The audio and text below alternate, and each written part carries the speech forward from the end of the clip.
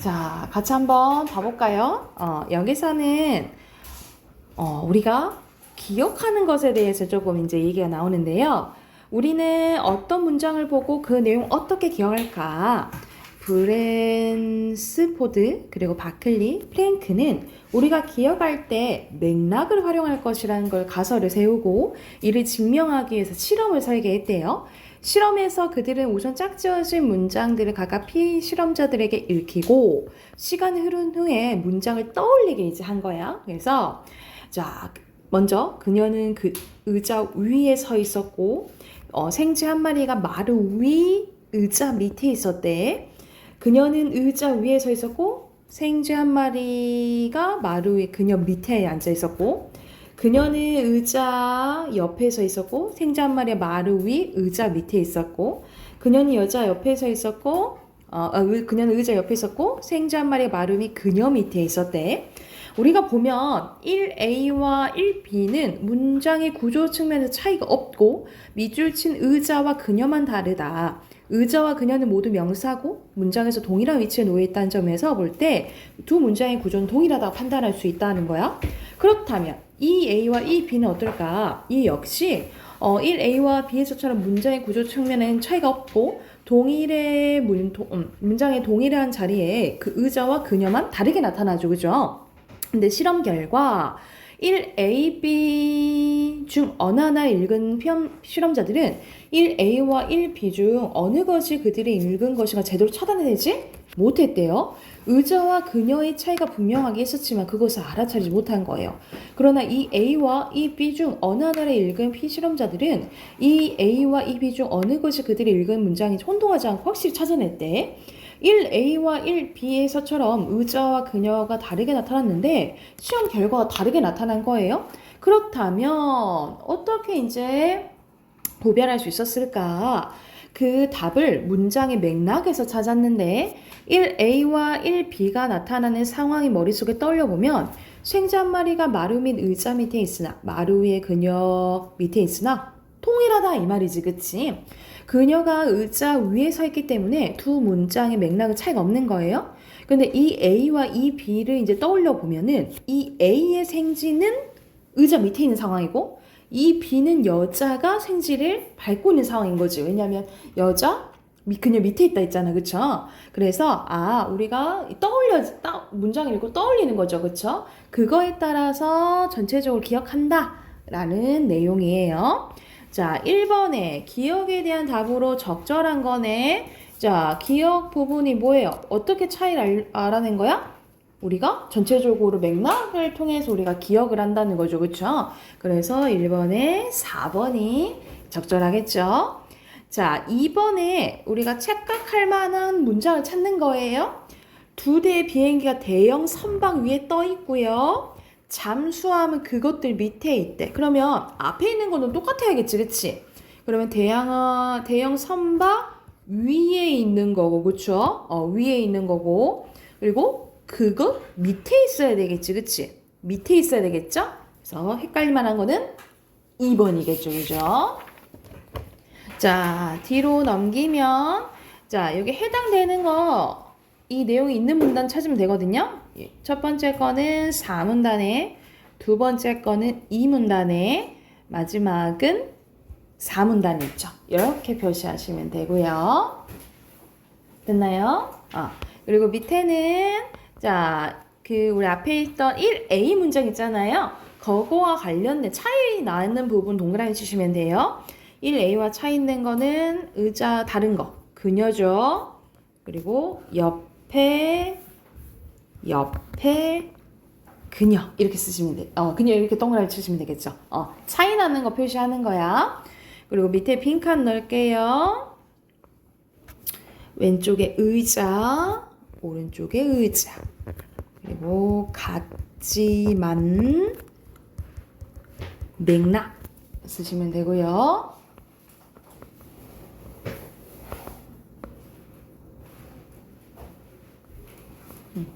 오른쪽에 어휘 순서대로 가설 실험이고요.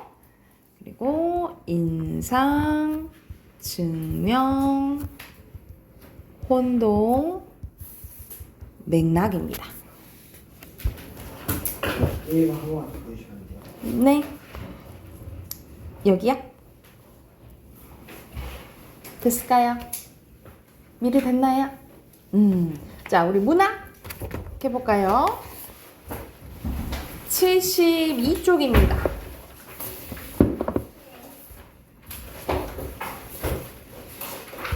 오늘 토끼전이에요, 토끼전. 우리 고전 소설 들어가는데, 고전 소설의 이제 전반적인 특징은 선생님이 이제 다음에 다시 한번 언급하고요. 자, 토끼전의 내용을 전반적으로 아는 친구도 있겠지만, 이제 모르는 친구도 있을 수 있으니까 전체적인 스토리 보고 본문 봐볼게요. 자, 토끼전인데 여기서는 고전 소설이긴 한데 뭘 알아둬야 되냐면 이건 그냥 고전 소설이 아니라 판소리를 기반으로 한 판소리계 소설이거든요. 자, 판소리계 소설은 4단계를 걸쳐요. 먼저 입으로 옛날부터 전해진 이야기를 설화라고 해요. 설화를 기반으로 우리 소리꾼들이 하는 창 알죠, 그쵸? 판소리가 먼저 만들어집니다. 소설이 먼저 아니야. 판소리가 먼저 만들어지고 그 다음에 뭐가 만들어져요? 판소리계 소설이 만들어져요.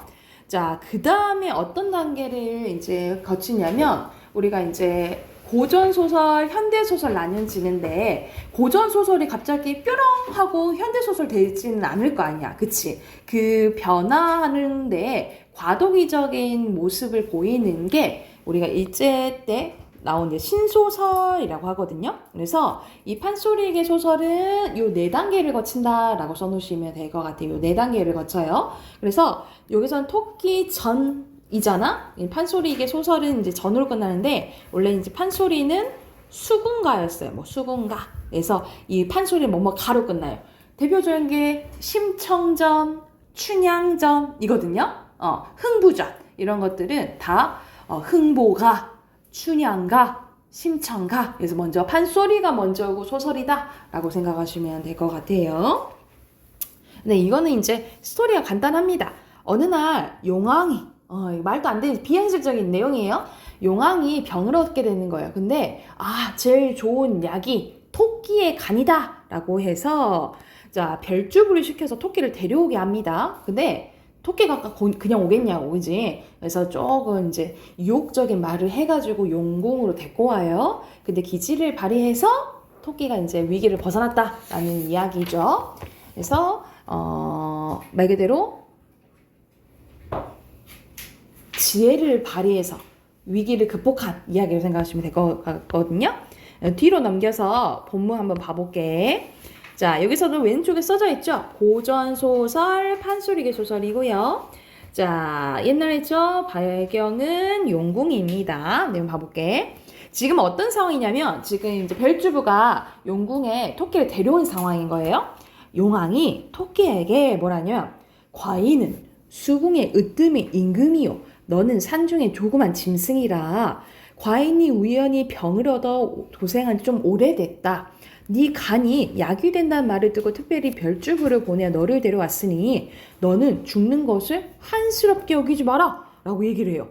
너 나를 위해서 죽는 거야. 원나 같지 뭐. 이렇게 얘기를 하는 거예요. 그래서 여기서는 우리가 이 토끼전의 배경을 어디에 많이 비유하냐면 조선 후기 때를 비유하거든요. 그래서 조선 후기 때 여러분 백성들을 막 괴롭히는 관리들을 탐관오리라고 했어요. 그래서 이때의 용왕 있죠? 이 탐관오리, 보통 이제 탐관오리를 이제 비유한다라고 보시면 되고, 그래서 여기서는 지배층의 백성들을 괴롭히는 지배층의 횡포를 의미한다라고 보시면 돼요. 횡포 이제 괴롭히는 거라고 생각하시면 돼요. 간단하게 말하면. 너 죽은 뒤에 비단으로 몸을 감싸고 구슬로 장식한 관에 넣어 천하의 명당장애를 묻어줄 것이니라. 또한 과인의 병이 낫게 되면 마땅히 사당을 세워 너의 공을 표하겠노라. 이것이 산중에 살다가 호랑이나 솔개밥이 되거나 사냥꾼에게 잡혀주는 것보다 어찌 영화로운 일이 아니겠느냐. 이거 완전 영화로운 일이야 라고 얘기하는 거야. 일부러 의문문 형식으로 표현한 거예요. 서리법이에요. 서리법 써놓으시고. 과인의 말은 결국 거짓이 아니니 너는 죽은 혼이 되더라도 조금도 나를 원망하지 말지어다. 너 죽으면 이렇게 잘해줄게 라고 얘기를 하는 거야. 근데 죽으면 뭔 소용이야, 그지? 그래서 이 하고는 즉시 토끼의 간을 꺼내오라고 명령을 내린 거예요. 그러자 뜰 아래에 늘어서 있던 나졸들이 토끼의 배를 가르려 일시에 달려들었다. 이때 토끼는 용왕의 말을 듣고 난데없이 날벼락을 맞은 듯 지글뻔 나왔네요. 정신이 아득해졌다. 그런데 속으로 생각한 거예요. 부귀영화를 누리게 해준다는 별주의 말에 속아, 그러니까 말 그대로 뭐 부린 거야? 욕심 부린 거죠. 이제 그 부자처럼 잘 살게 해준다 보니까 온 거야. 그래서 욕심 부리다가 지금 화를 당하게 된 거죠. 별주부의 말에 속아 가족과 고향을 보러 이렇게 왔느니 어찌 이런 재앙이 없을 수냐. 이거 완전 재앙이다 이 말이죠. 여기도 서리법이네. 이제는 날개가 있어도 능히 하늘로 날아가지 못할 것이요 축지법을 쓸지라도 여기에 능히 벗어나지 못하리니 어찌하겠냐. 토끼는 절망감에 빠져들었다. 그러다가 다시 한번 생각하되 옛말에 이르기를 호랑이 굴에 들어가도 정신만 차리면 산다 했다. 여기 속담 인용한 거예요. 어찌 죽기만 생각하고 살아날 방책을 헤아리지 아니하냐 하면서 묘한 꾀를 생각을 하게 됩니다. 그래서 태연스럽게 하고 그 순간에 태연스럽게 얘기를 해요. 뭐라 하냐면 제가 비록 죽을지라도 한 말씀 아뢰겠습니다. 용왕님은 수궁의 임금이시지요. 저는 산중에 하찮은 짐승일 따름이옵니다. 만일 제 간으로 용왕님의 병환을 낫게 할 수 있다며 어찌 한낱 간을 아끼겠습니까? 안 아낀다 이 말이지, 그지?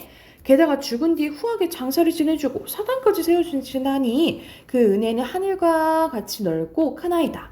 비록 지금 죽는다 한들 어찌 조금 더 여한이 있겠사옵니까? 계속 앞에서 또 여기도 계속 서리법 나오네, 그지? 다만 애달픈 바는 제가 비록 하찮은 짐승이오나 보통 짐승과 달라서 지금은 간이 없다라고 거짓말을 하는 거예요. 저는 본래 하늘의 전기를 타고 태어난 까닭에 아침이면 옷 같은 이슬을 받아 마시고 밤낮으로 향기로운 풀을 뜯어 먹고 사옵니다. 제 간이 영약이 되는 것은 그런 까닭입니다. 그래서 세상 사람들은 저를 만날 때마다 간을 달라고 심히 보채죠. 저는 이런 간절한 부탁을 매번 거절하기 어려워서 간을 염통과 함께 꺼내 맑은 계곡물에 씻어 높은 산 깊은 바위 틈에 감춰두고 다닙니다. 그러다가 우연히 별죽을 만나 여기 따라온 것이니 만일 용왕님의 병환이 이런 줄 알았으면 제가 가져오지 아니하였겠나이까 하고 오히려 자라를 혼내요. 네 진정 임금을 위하는 정성이 있을지네 이런 사정을 이런 방구 말하지 않았는가? 너 왜 말 안 했냐? 하고 오히려 이제 별죽을 혼낸 거야. 뒤로 넘겨서 토끼의 말이 너무 그럴듯해서 용왕이 그 말이 사실인가 하고 나졸에게 확인해 보라 하니 과연 엉덩이에 간을 들고 내는 구멍이 별도로 있었대. 우리 원래 그 동물들 항문이 있잖아, 그치? 근데 이걸 보고 진짜 구멍이 있습니다 막 이렇게 한 거야. 용왕이 의혹이 가시지 아니하였다. 네 말대로 간을 내는 곳이 있는 듯하나 그럼 간 넣을 때도 거기로 넣니? 라고 하니까 저에게는 다른 짐승과 같이 아니한 일이 많사오니 잉태를 할 때는 보름달을 바라봐야 잉태를 하고 새끼를 낳을 때는 입으로 낳는다라고 얘기를 해. 이런 까닭에 간을 넣을 때도 그냥 입으로 넣습니다 라고 얘기를 합니다.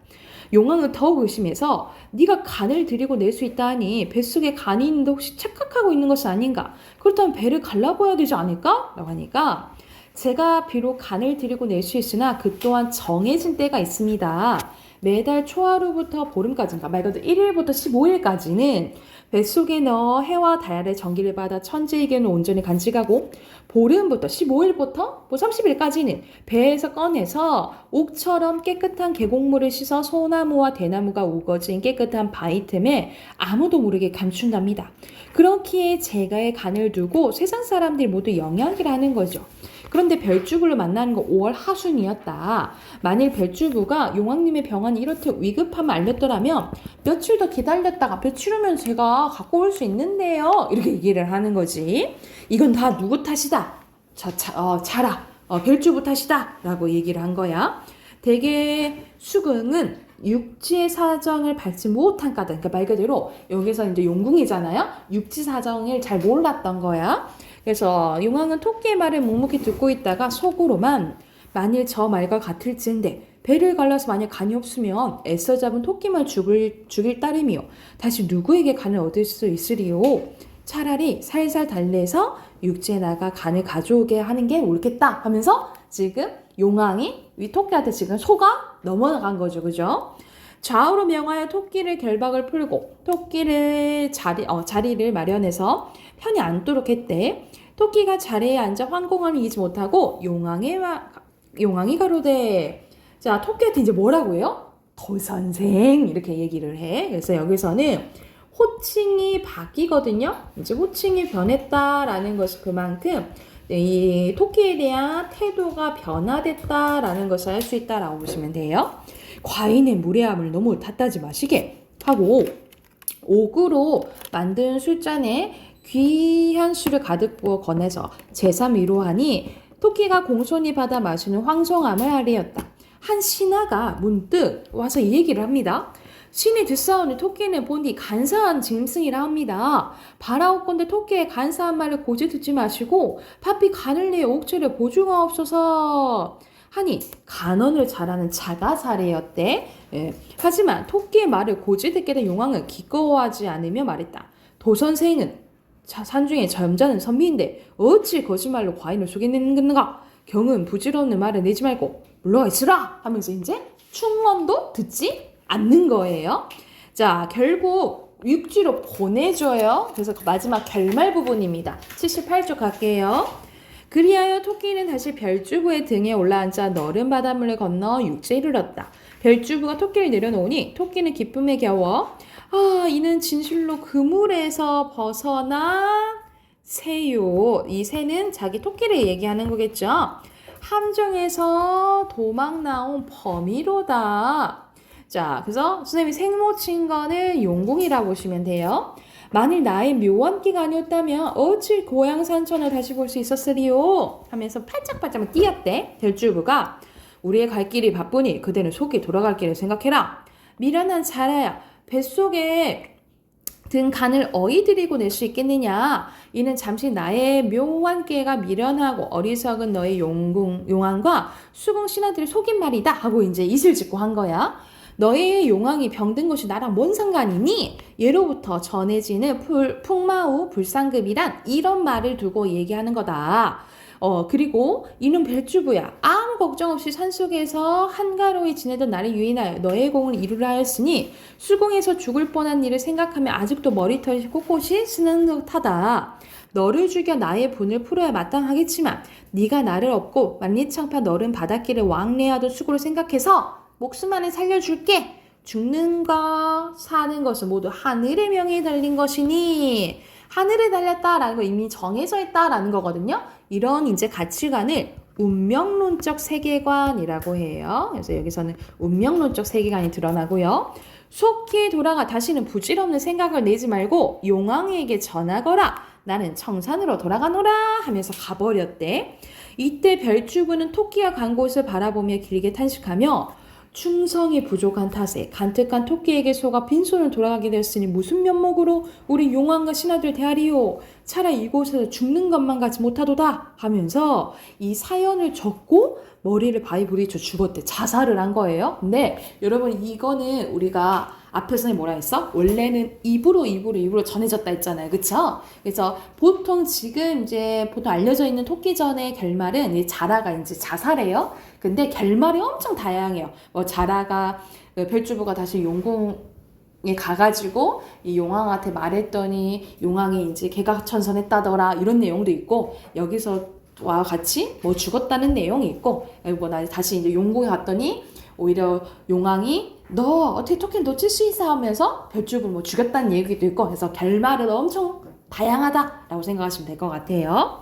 그래서 별주부가 떠난 뒤 소식이 없자 용왕은 거북을 보내어 자세한 사정을 알아오라 분부했는데요. 거북이 즉시 물가 이르를 살펴보니 바위에 글이 붙여 있었고 곁에 별주부의 시체가 있었대.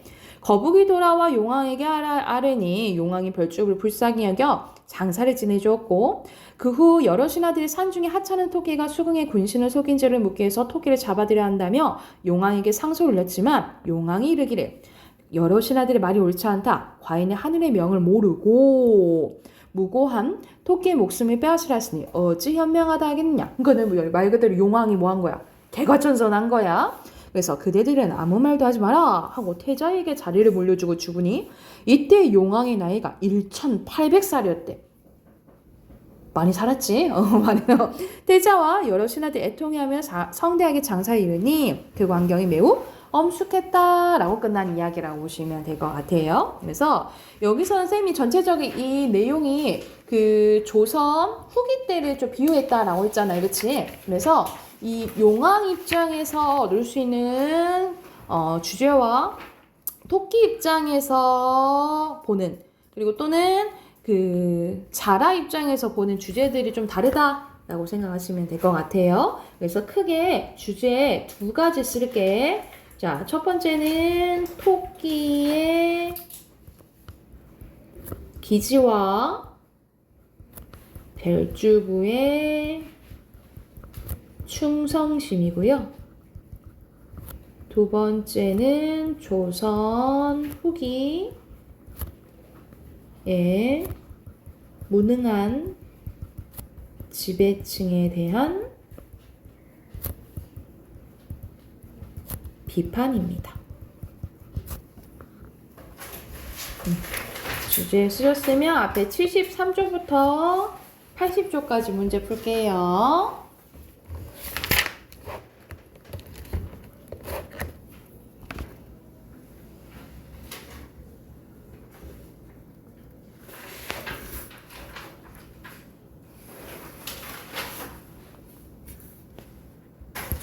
자, 답 확인해 볼까요? 73조.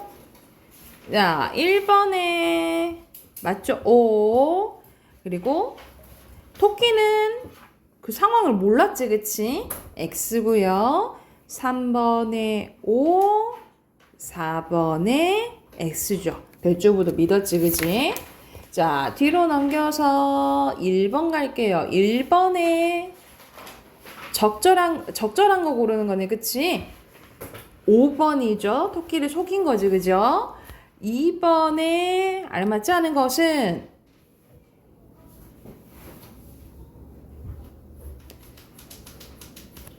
토끼와 자란의 피지배층? 오히려 토끼는 약간 피지배층으로 볼 수 있거든요. 그리고 자란은 약간 충신에 속하는 거고요. 또 단결하는 것도 아니죠, 그쵸? 4번이고요. 3번에 알맞지 않은 것은 관련된 사자성어가 맞는지 확인하는 거거든요. 근데 반포주어는 뭐야? 그만큼 효도하는 거 얘기하거든요. 웬요 효도? 5번이에요. 자, 뒤로 넘겨서 4번 갈게요. 4번에 용왕에 대한 설명으로 적절하지 않은 거. 자, 용궁에 있는 사람들은 육지 잘 모른다 했잖아, 그치? 사정이 밝아서 아니죠? 4번이고요. 5번에 알맞지 않은 것은 여기서는 그 선생님이 거기 표시해줬잖아. 토선생하고 바뀐다 했잖아. 그거는 뭐야? 잘 구슬려서 간 가져와 라고 하려고 하는 거잖아요. 상대방 존중하는 것까지는 아니죠. 5번이고요. 6번의 토끼의 말하기 방식은 말 그대로 한 번씩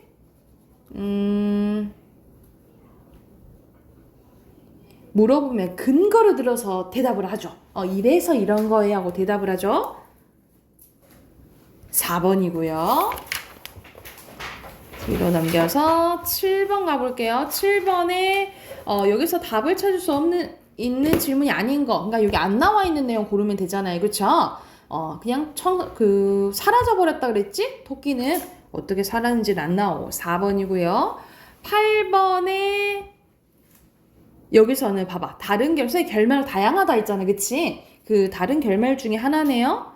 뭐야? 토끼가 사라지고 별주부가 깊이 탄식하는 관음보살이 나타나가지고 이 별주부의 정성에 감동한 관음보살이 별주부에게 용왕의 병을 고칠 수 있는 약을 주고 그것을 가져간 용왕이 병이 낫고 뭐 완전 다르지, 그치? 그래서 여기서 적절한 것은 좀 더 별주부가 충성할 수 있게 만들어주잖아, 그치? 4번이겠죠? 그리고 9번에 알맞지 않은 거 별주부도 토끼한테 소가 넘어간 거죠, 그쵸? 2번입니다. 자, 뒤로 넘겨서 빈칸 이거대로 위기, 충성, 그 다음에 이기적, 밑에 기지 선생님 써줬죠? 충성심, 그 다음에 지배층. 그리고 이렇게 해서 아까 써준 것처럼 4단계를 거친다고요. 여기는 토끼전이죠.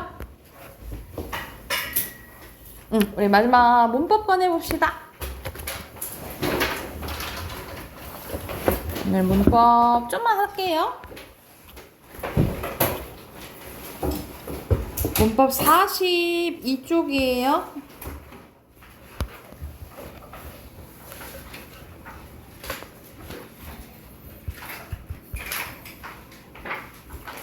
자, 우리 앞에서 품사 끝났고, 우리 1학년 때 또 같이 이게 나오는 게, 어휘의 책에 나올 수도 있고, 언어의 특성인 게 나오거든요. 그래서 이거는 이제 간단한 부분인데, 우리 어휘는 어원에 따라서, 나눈 기준이 어원이에요. 어디서 왔는지, 어원에 따라서 고유어, 한자어, 외래어를 나눌 수 있어요. 자, 고유어는 순 우리말이라고 생각을 하시면 됩니다. 순 우리말. 그리고 한자어는 말 그대로 한자로 된 말이에요. 우리가 한글이 15세기 때 만들어졌잖아요. 그 전에는 글자가 없었어요. 우리 글자가 없었어요. 그래서 한자를 다 뭐 했어? 빌렸었어요. 그래서 그것을 기반으로 한 우리말은 한자가 많다라고 보시면 되고, 외래어는 외국어에서 들어왔지만 우리말처럼 쓰인 걸 외래어라고 해요. 그래서 국어랑 외래어랑 구별하셔야 돼요. 자, 먼저 고유어입니다. 고유어는 같은 말로 순 우리말이라고 보시면 돼요. 순 우리말이에요. 다른 나라에서 들어온 것이 아니라 조상들이 옛부터 써온 단어들을 고유어라고 하고요. 일상에서 자주 쓰이는 기본 어휘들이 많습니다. 우리 민족 특유의 문화나 정서를 효과적으로 표현할 수 있고요. 한자어에 비해 쉽고 정답게 느껴지고요. 우리의 감정, 정서, 감각을 다양하게 표현할 수 있어요. 예를 들어서 황색에 해당되는 거 우리 영어로 yellow잖아, 그치? 근데 우리는 노랗다도 되지만 노르스름하다, 누렇다, 누르티티하다 하면서 조금씩 어감이 조금 다르죠, 그쵸? 뭐 예를 들어서 붓다도 빨갛다, 근데 붓다 이렇게 표현할 수도 있고, 붉은촉촉하다 뭐 이렇게 표현할 수도 있고, 그래서 이런 식으로 다양하게 표현할 수 있다라고 보시면 돼. 이게 고유어의 특징이고요. 한자어는 말 그대로 중국의 한자를 기초로 해서 만들어진 단어인데 우리말 절반 이상입니다. 어휘의 절반 이상이 한자어예요. 개념을 나타내거나 추상적인 의미, 우리 추상적인 건 눈에 보이지 않는 걸 얘기하잖아요, 그치? 추상적인 의미를 나타내는 단어가 많고요. 중국이나 일본에서 들어온 말도 있지만 우리 민족 자체가 만들어낸 단어도 있어요. 그 대표적인 게 우리 컬럭컬럭 걸리는 그 감기랑 편지가 대표적인 예라고 보시면 되고, 고유어에 비해 좀 더 정확하고 분화된 의미를 가지고 있어서요. 고유어를 보완해주는 역할을 한다라고 보시면 돼요. 그러니까는 순우리말 우리가 고치다는 다 쓰는데 우리가 수리하다, 보통 뭐 자동차 수리하다 이렇게 쓰잖아, 그치? 수정하다, 우리 글 수정할 때 쓰고요. 수선, 말 그대로 옷 고칠 때 수선한다 하잖아요, 그쵸? 치료, 이거는 우리 몸 얘기 아플 때 치료하다 쓰잖아요, 그치? 이런 식으로 좀 더 분화된 의미로 쓰인다라고 생각하시면 돼요. 그리고 외래어입니다. 외래어는 다른 나라에서 들어온 말이지만 우리말처럼 쓰이는 거예요. 그래서 다른 나라에서 새로운 문물이 들어오면서 그것을 가리키는 말이 함께 들어온 경우가 많은데요. 다른 나라에서 들어온 대상을 지칭하여 대체할 수 있는 고유어가 없는 경우가 대부분입니다. 그래서 우리가 커피는 그냥 커피, 버스, 택시 그냥 부르잖아, 그치? 약간 우리말로 대체하기 어려운 것들 있죠. 이런 것들이 외래어라고 생각하시면 될 것 같아요. 그리고 상당히 우리말처럼 느껴져 다른 나라의 말이라는 걸 쉽게 느낄 수 없는 경우도 있는데 대표적인 게 빵이랑 고무입니다. 우리가 빵은 포르투갈어고요. 고무, 우리 고무줄 할 때 고무 있죠. 이 고무는 프랑스어예요. 그래서 약간 너무 우리가 흔히 쓰이니까 외래어인지 아닌지 이렇게 헷갈리는 경우도 많다라고 생각하시면 되고, 우리말의 부족한 어휘를 보완해서 우리말을 풍부하게 할 수도 있지만 너무 많이 무분별하게 사용되면 우리말의 정체성이 흔들릴 수 있어요. 오히려 고유어를 안 쓸 수도 있다 이 말이지, 그치? 그래서 할 수만 있다면 뭐가 필요하냐면 국어의 순화가 필요하다라고 보시면 돼요. 여러분 순화는 대부분 우리식으로 바꾸는 걸 얘기를 해. 그래서 우리말로 바꿀 수 있으면 좋다라고 생각하시면 되겠죠. 그래서 여기서는 어원에 따라서 우리말이 크게 어떻게 나뉘어진다고? 고유어, 한자어, 외래어 이렇게 나뉘어진다라는 내용이에요. 그래서 우선 선생님이 개념 설명은 했는데 우리 문제는 우리 나중에 한번 시험 때 끝나고 한번 풀어봅시다. 그래서 숙제는 여러분 따로 없고요. 숙제는 따로 없고 선생님이 내일 전체적으로 그 우리 다음 주도 시험 대비하잖아요. 필요한 교재. 근데 여러분 학교 교과서 자습서거든요. 근데 선생님이 각각 문자로 보내줄게요. 그래서 그것만 준비해서 오시면 돼요. 여기까지 합시다.